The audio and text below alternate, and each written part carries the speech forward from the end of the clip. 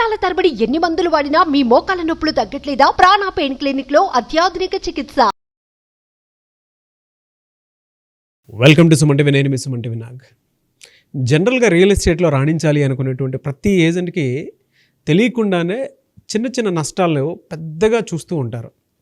దానివల్ల ఎక్స్పెక్టేషన్స్కి తగ్గట్టు ఏ విధంగా అయితే ఏజెంట్గా మేము లైఫ్ని లీడ్ చేయాలనుకుంటూ ఉంటాము, సో మాకు తగ్గిన విధంగా ఎటువంటి బెనిఫిట్స్ రావట్లేదు, దానికి కూడా చట్టబద్ధత లేదని చెప్పేసి ఫీల్ అవుతూ ఉంటారు. సో అటువంటి వాళ్ళందరికీ కూడా టీఆర్ఎఫ్ హీరోస్ మీ ముందు ఉంది, తెలంగాణ రియల్టర్ ఫోరం. సో అందులో భాగంగానే ఈరోజు మనతో పాటు భవనం శ్రీనివాస్ రెడ్డి గారు ఉన్నారు. వారిని అడిగి టీఆర్ఎఫ్ ఎటువంటి యాక్టివిటీస్ చేస్తుంది, దాని లక్ష్యాలు ఏంటి, అండ్ ఒక ఏజెంట్కి ఏ విధంగా ఉపయోగపడుతుంది అనేటువంటిది వారి మాటలు తెలుసుకుందాం. నమస్తే అండి. నమస్తే. నమస్తే సార్. సార్, జనరల్గా టీఆర్ఎఫ్ దీని ప్రత్యేకత ఏంటి, ఎలాంటి లక్ష్యాలతోటి ముందుకెళ్తుంది? ఇవాళ ప్రతి ఏజెంట్ ఏంటంటే కష్టపడి ఒక్కొక్క లీడ్ క్లోజ్ చేసి దాని తర్వాత అరే పర్లేదు బాగానే వచ్చింది అనుకునేటువంటి సందర్భంలోనే కూడా చాలా నష్టాలను కూడా చవి చూస్తూ ఉన్నటువంటి పరిస్థితి చూస్తూ ఉన్నాం. ఇక ఇవాళ రియల్ ఎస్టేట్ ఏ విధంగా ఉందో ప్రత్యేకించి నేను చెప్పాల్సినటువంటి అవసరం లేదు. మార్కెట్ ఏ విధంగా ఉందో మీకే తెలుసు. ఈ సందర్భంలో కూడా నష్టాలను ఇంకా చూస్తున్నటువంటి సందర్భాలు కూడా చాలా ఉన్నాయి. సో టీఆర్ఎఫ్ వాళ్ళకి ఏ విధంగా నిలబడుతుంది? తెలంగాణ రియల్టర్స్ ఫోరం అనేది మేము గత సంవత్సరంలోనే 2023 అక్టోబర్లో మొదలుపెట్టామండి. అది మాది రిజిస్టర్డ్ అసోసియేషన్. అంటే రియల్ ఎస్టేట్ ఏజెంట్స్ కోసమే స్థాపించిన ఒక యూనిక్ ఆర్గనైజేషన్. యూనిక్ అని ఎందుకుంటున్నానంటే చాలా అసోసియేషన్లు ఉంటాయి చాలా సెక్టార్స్లో. ఇప్పుడు ఆటో వాళ్ళకి కానివ్వండి, క్యాబ్ డ్రైవర్స్ కానివ్వండి, లేకుంటే ఎంప్లాయీస్ కానివ్వండి, ఇలా రకరకాల అసోసియేషన్లు ఉంటాయి. ఆ అసోసియేషన్స్ అన్నీ కూడా వాళ్ళ సొంత లాభాలు మేబీ ఉండొచ్చు, అందరికి ఉండకూడదని ఏం లేదు. మా తెలంగాణ రియల్టర్స్ ఫోరంలో మాలో ఒక్కరికి ₹1 రాదండి. ఫస్ట్ ఆఫ్ ఆల్ మేమంతా మా వాల్యుబుల్ టైంని స్పెండ్ చేసి మా తోటి రియల్టర్స్ అందరికీ సర్వీస్ చేద్దామనే ఉద్దేశంతోనే ఇది మొదలుపెట్టాం. మేము ఎందుకు సర్వీస్ చేయాలని అనుకుంటున్నానంటే, నేను కూడా బిగినింగ్లో వచ్చినప్పుడు చాలా కష్టాలు పడ్డాను.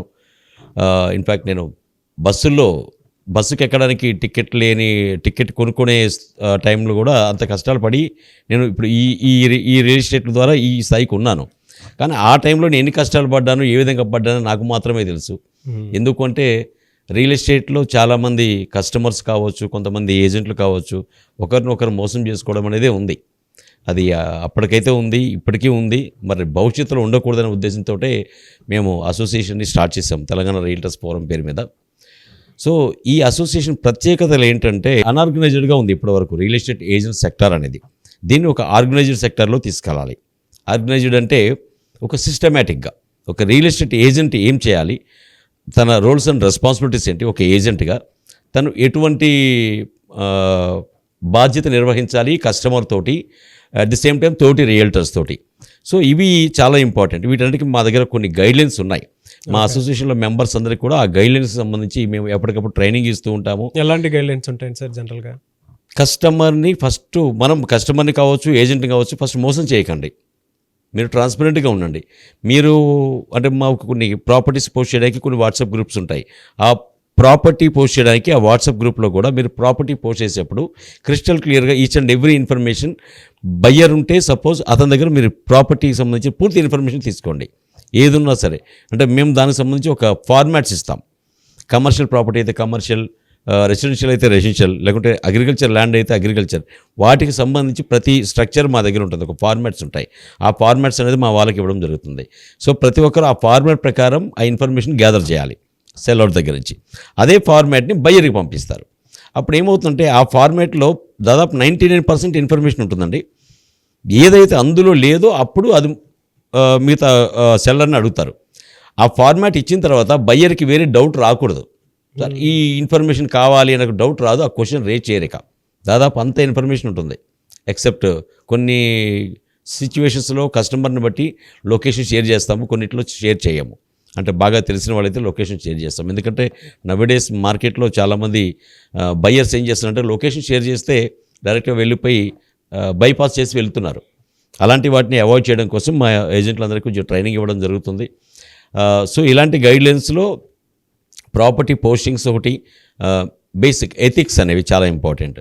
సో ఎథికల్గా ఎలా ఉండాలి, మన కస్టమర్తో ఎలా ఉండాలి, కస్టమర్ సెల్లర్ ఏ రేట్ చెప్పాడో బయ్యర్ అదే చెప్పాలి బయ్యర్కి. అదొకటి.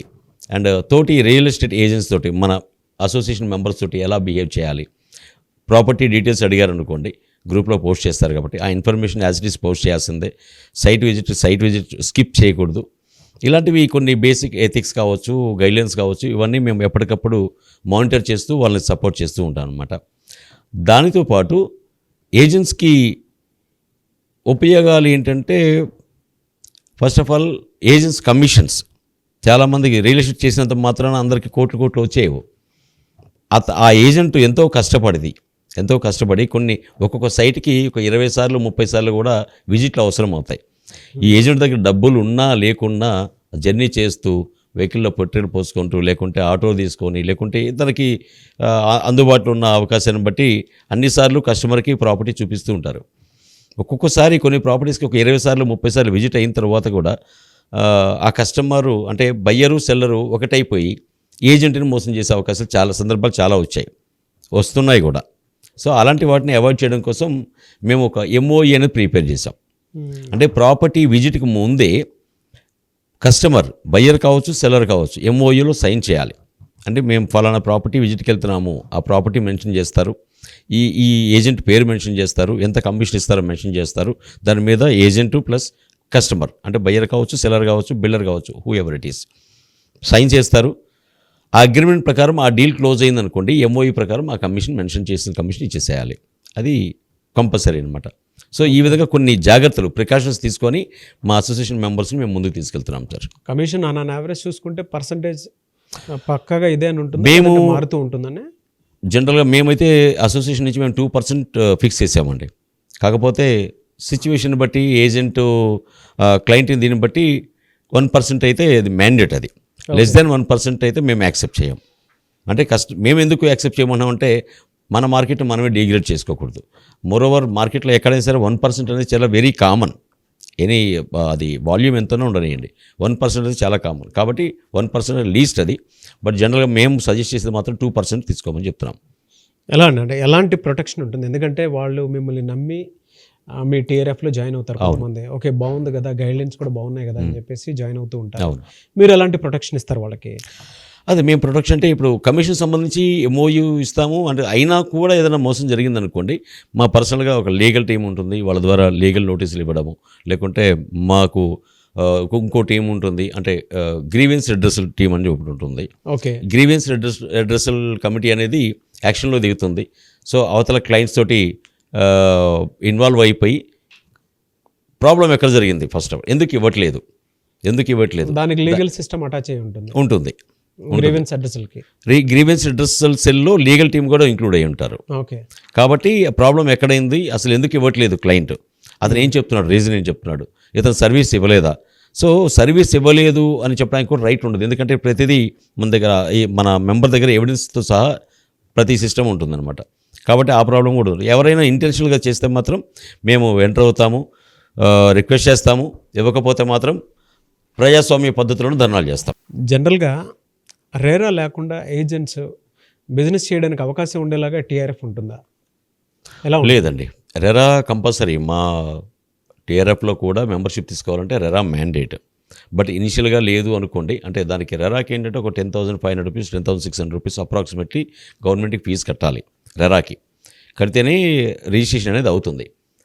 కానీ చాలామంది ఏజెంట్ దగ్గర అంత అమౌంట్ ఉండకపోవచ్చు. సో మెంబర్షిప్కి వచ్చిన తర్వాత స్టిల్ మేము ఒక 1 month 45 days or maximum 2 months time ఇస్తాము. వచ్చిన తర్వాత మెంబర్షిప్ అది రెరాలో రిజిస్ట్రేషన్ చేసుకోమని చెప్పేసి. కానీ TRFలో జాయిన్ అయిన తర్వాత మాత్రం కొంత టైం తర్వాత రెరాలో రిజిస్ట్రేషన్ కంపల్సరీ చేసుకోవాల్సిందే. సో రెరా రిజిస్ట్రేషన్ సంబంధించి మేము మా పరిధిని మించి మేము చాలామందికి అవేర్నెస్ ఇస్తూ వాటికి సంబంధించిన డాక్యుమెంటేషన్లో కూడా మాకు సపరేట్ టీం ఉంటుంది. దానికి సంబంధించి వాళ్ళందరికీ డాక్యుమెంటేషన్, ఏమేమి డాక్యుమెంట్ కావాలి, ఏ డాక్యుమెంట్ ఎలా అప్లోడ్ చేయాలి ఆన్లైన్లో, సో ఇవన్నీ కూడా ఆ టీం చూసుకుంటుంది. ఓకే, అంటే ఇప్పటి వరకు మీరు చెప్పిన విధానం అంతా బాగానే ఉందండి. చాలామంది ఏజెంట్స్ కూడా ఓకే మాకు ఒక రైట్ ప్లాట్ఫామ్ దొరికిందని చెప్పేసి హ్యాపీ ఫీల్ అవుతారు. ఎలాంటి ప్రొటెక్షన్ అంటే కొంతమంది ఇన్సూరెన్స్ లాంటివి కూడా ఎక్స్పెక్ట్ చేస్తూ ఉంటారు, అదే TRFలో ఉంటుందా? మేము ఒక 10 lakhs యాక్సిడెంటల్ ఇన్సూరెన్స్ కూడా ఇస్తున్నాం సార్ మెంబర్స్కి. యాక్సిడెంటల్ ఇన్సూరెన్స్ అనేది 10 lakhs ఇస్తాము. ప్రతి కొత్తగా జాయిన్ అయిన మెంబర్స్ అందరూ కూడా 10 lakhs యాక్సిడెంటల్ ఇన్సూరెన్స్ ఇస్తాము. దానికి తోడు ట్రైనింగ్స్ ఉంటాయి, సేల్స్లో ట్రైనింగ్స్ ఉంటాయి, అండ్ క్లయింట్స్తో ఎట్లా చేయాలి, అండ్ దానితో పాటు కొన్ని డిజిటల్ మార్కెట్కి సంబంధించిన ట్రైనింగ్స్ ఇస్తుంటాము. అంటే మేము డిఫరెంట్ ఏరియాస్లో మీటింగ్స్ కండక్ట్ చేస్తుంటాము. యాక్చువల్లీ ఆ మీటింగ్స్లో కూడా అవేర్నెస్ తీసుకొస్తుంటాం. కస్టమర్తో ఏ విధంగా బిహేవ్ చేయాలి, ఏజెంట్స్తో ఏ విధంగా బిహేవ్ చేయాలి, కస్టమర్స్ దగ్గర నుంచి కమిషన్ అనేది వాళ్ళు ఒకవేళ అవాయిడ్ చేయడానికి ట్రై చేస్తే మనం ఎటువంటి జాగ్రత్తలు తీసుకోవాలి, వీటన్నిటి విషయంలో మేము మా వాళ్ళందరికీ ట్రైనింగ్ ఇస్తూ ఉంటాము. ఓకే, మీ దాంట్లో మెంబర్షిప్ తీసుకోవాలి అని అంటే ప్రాసెస్ ఏంటి, అసలు ఏ విధంగా ఉంటుంది? మాకు మెంబర్షిప్ కమిటీ ఒకటి ఉంటుంది, కమిటీని అప్రోచ్ అవ్వాల్సి వస్తుంది సార్. ఓకే, ఆ కమిటీకి ఫీ లాగా ఏమైనా ఉంటుంది? ఫీ ఉంటుంది సార్, నామినల్ ఫీజు ఉంటుంది, వెరీ నామినల్, అది 1 yearకి ఉంటుంది. ఓకే, ఏమేమి సబ్మిట్ చేయాలి సార్? అంటే మీ దాంట్లో ఒక మెంబర్ రావాలి అని అంటే ఆధారు, పాన్ కార్డు, వాళ్ళది ఒక పాస్పోర్ట్ సైజ్ ఫోటో ఉంటుంది, అండ్ దానికి తోడు ఒక 2 రిఫరెన్స్, ఒక తెలిసిన అంటే వాళ్ళకి తెలిసిన వాళ్ళు 2 ఏజెంట్స్ కూడా ఉండాలి. అండ్ రిఫరెన్స్ ఉంటే మేము యాక్సెప్ట్ చేస్తాం. అండ్ వాళ్ళని కూడా అలా డైరెక్ట్ ఇవ్వని యాక్సెప్ట్ చేయం, దానికి ఒక కమిటీ ఉంటుందని చెప్పాను కదా, ఆ కమిటీ వాళ్ళు స్క్రూటినీ చేస్తారు. స్క్రూటినీ చేసిన తర్వాత వాళ్ళు జనరల్ బాడీకి రిఫర్ చేస్తారు. జనరల్ బాడీ సాటిస్ఫై అయితే అప్పుడు మెంబర్షిప్ వస్తుంది.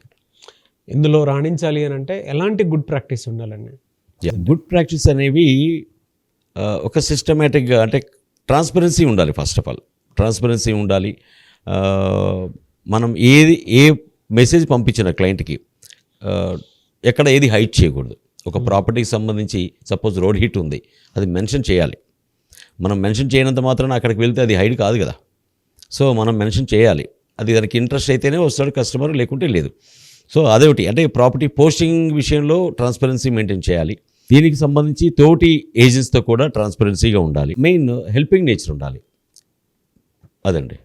ఓకే, ఇదంతా ఒక్కొక్క ఏజెంట్ మీ దాంట్లోకి వచ్చిన తర్వాత ఓకే ఒక్కొక్క సిస్టమ్గా ఫామ్ అయ్యి ముందుకు వెళ్తూ ఉన్నారు. ఓకే, గవర్నమెంట్ దగ్గర నుంచి మీరు ఏం ఆశిస్తున్నారు? టీఆర్ఎఫ్ అసలు ఏం కోరుకుంటుంది గవర్నమెంట్ దగ్గర నుంచి? గవర్నమెంట్ దగ్గర నుంచి ఇప్పుడు గవర్నమెంట్ చాలా అంటే అసోసియేషన్స్ కావచ్చు, ఎంప్లాయీస్కి కావచ్చు, కొన్ని హౌసింగ్ కాలనీస్ అవన్నీ చాలా ఇచ్చిందండి చాలా వాటికి. బట్ రియల్ ఎస్టేట్ ఏజెంట్లు మాత్రం ఇప్పటివరకు కొన్ని గవర్నమెంట్స్ ఏది మారినా కూడా ఏజెన్సీని ఐడెంటిఫై చేయట్లేదు. ఏజెన్సీ ద్వారా కొన్ని లక్షల కోట్ల రెవెన్యూ వస్తుంది గవర్నమెంట్కి. ఆల్మోస్ట్ ఎంత రావచ్చు sir on an average? On an average ఒక పర్ డే చూసుకుంటేనే మీకు ఒక 1000 నుంచి 2000 కోట్లు రెవెన్యూ నుంచి వస్తుంది రిజిస్ట్రేషన్స్ ద్వారా పర్ డేని చూసుకుంటే.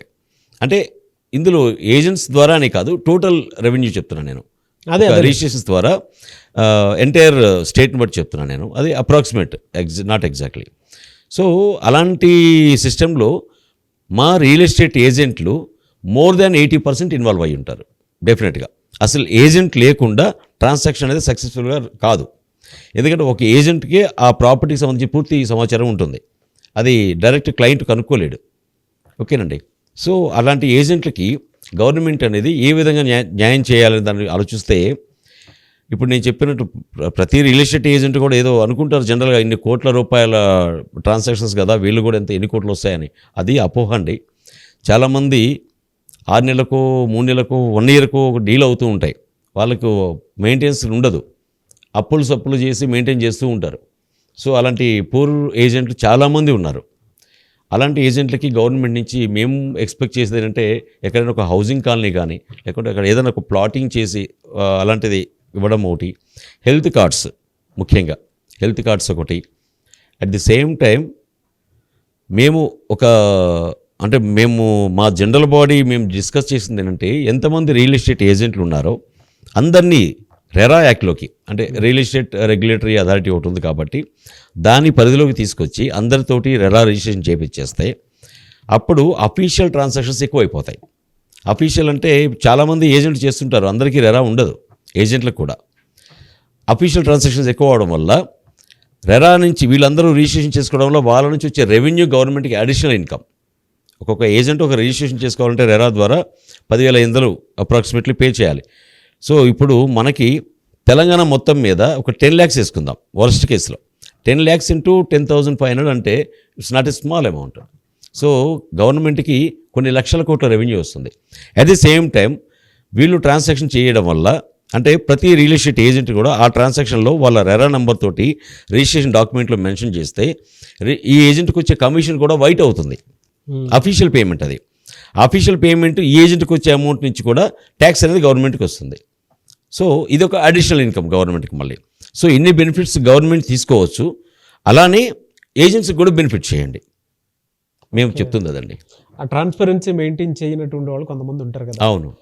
వాళ్ళకి టీఆర్ఎఫ్ నుంచి అంటే లీగల్గా చూసుకున్నా కూడా ఏ విధంగా అంటే కొన్నిసార్లు చట్టబద్ధంగా కాకుండా జనరల్గా ట్రాన్స్పరెన్సీ లేకుండా వెళ్ళిపోయేటువంటి వాళ్ళు ఉంటారు. ఏది ఏజెంట్లు అండి? ఏజెంట్స్. ఓకే.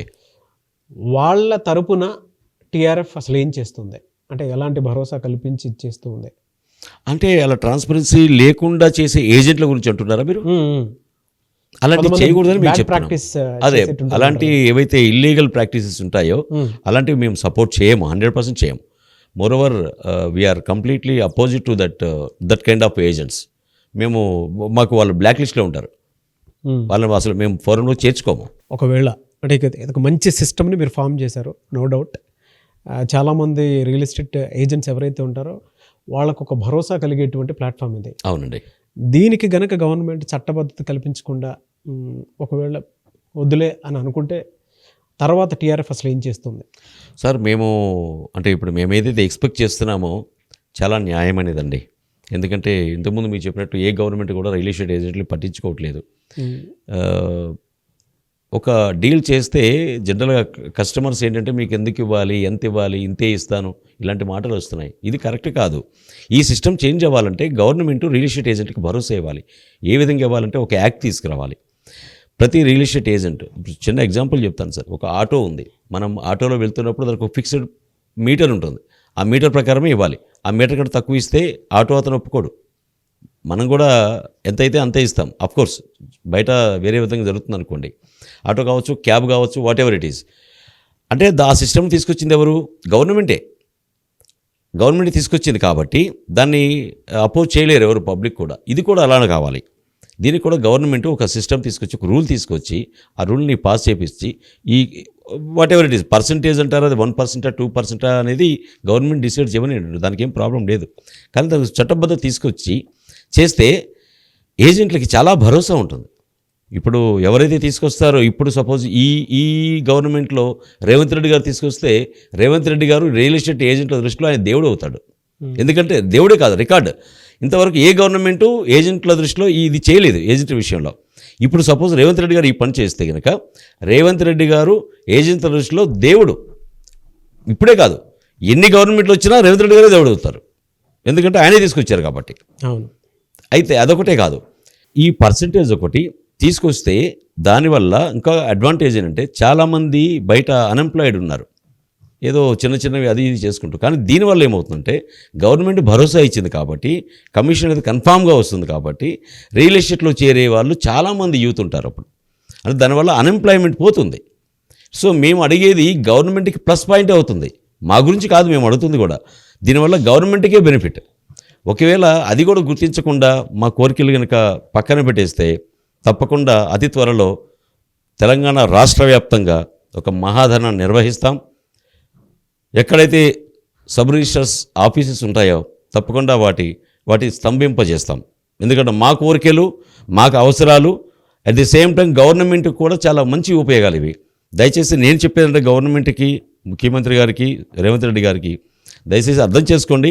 మేము చెప్పిన కాన్సెప్ట్లో ఉన్న గవర్నమెంట్కి జరిగే ఉపయోగాలు, దానికి తోడు యూత్ ఉన్నారు, చాలామంది యూత్ ఈ రియల్ ఎస్టేట్లో వచ్చేస్తే అన్ఎంప్లాయ్మెంట్ పోతుంది.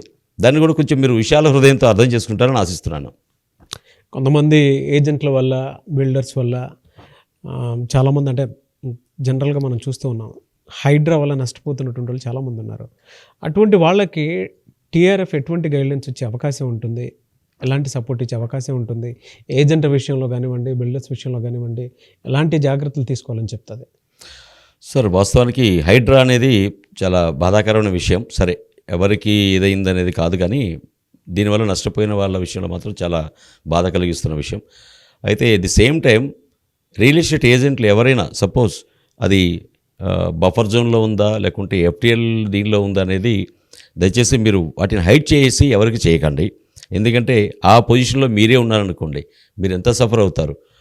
సో ఈ విషయంలో ఎవరైనా న్యాయంగా మీరు మోసపోయినట్లయితే, అంటే మీకు అన్యాయం జరిగిందని మీరు న్యాయంగా గాఢంగా నమ్మితే అప్రోచ్ అవ్వండి. మా దగ్గర లీగల్ టీం ఉంటుంది, డెఫినెట్గా మేము సపోర్ట్ చేస్తాం. ఓకే సార్, టీఆర్ఎఫ్ని అప్రోచ్ అవ్వాలి అని అంటే ఒక ఏజెంట్ ప్రాసెస్ ఏంటి సార్? అంటే ఎలా సంప్రదించాలి? సో రాష్ట్రంలో ఉండే రియల్ ఎస్టేట్ ఏజెంట్ అందరికీ నాదొక స్పెషల్ ఇన్విటేషన్ అండి. మాది Telangana realtors forum first anniversary రేపు నవంబర్ 5వ తారీఖు సత్యసాయి నిగమాగమం శ్రీనగర్ కాలనీలో జరుగుతుంది. 1 నుంచి 7 వరకు ఈవినింగ్. అందరూ వెల్కమ్. దీనికి ఎంట్రీ ఫీజు ఏం లేదు. రియల్ ఎస్టేట్ ఏజెంట్ అందరికీ ఫ్రీ అండి. ఓకే. అండ్ మెంబర్షిప్ తీసుకోవాలి టీఆర్ఎఫ్లో అంటే మీకు ఇప్పుడు స్క్రీన్ మీద కనిపించే మెంబర్షిప్ కమిటీ ఉంటుంది, వాళ్ళకి మీరు అప్రోచ్ అవ్వచ్చు. గ్రేట్ సార్, ఒక మంచి ప్లాట్ఫామ్ని క్రియేట్ చేశారు. ఎందుకంటే రియల్ ఎస్టేట్ ఏజెంట్స్ ఇవాళ మీరు ఇందాక ఒక మాట అన్నారు, అంటే పట్టు చేతి పట్టుకొని ఇక్కడ దాకా వచ్చి కష్టాలు పడి ఇక్కడ దాకా వచ్చాం, మేము అంత సక్సెస్ అవ్వడానికి కారణాలు చాలా ఉన్నాయని చెప్పేసి. అలాగే ప్రతి ఏజెంట్ కూడా ఇవాళ కష్టపడుతున్నటువంటి వాళ్ళు ఉన్నారు. అవునండి. వాళ్ళకి రైట్ ప్లాట్ఫామ్ లేదు, దాంతోపాటు ఎలా పడితే అలా మాట్లాడేటువంటి వాళ్ళు ఉంటారు, చూసేటువంటి వాళ్ళు ఉంటారు. వాళ్ళందరికీ భద్రత మాత్రమే కాదు, గౌరవాన్ని కల్పించేటువంటి ఒక మంచి టీఆర్ఎఫ్ని ఫామ్ చేశారు. Really appreciate your thought. Me team మొత్తానికి స్పెషల్ థ్యాంక్స్ అండి. అండ్ ఆల్ ద బెస్ట్ అండి. Thank you so much.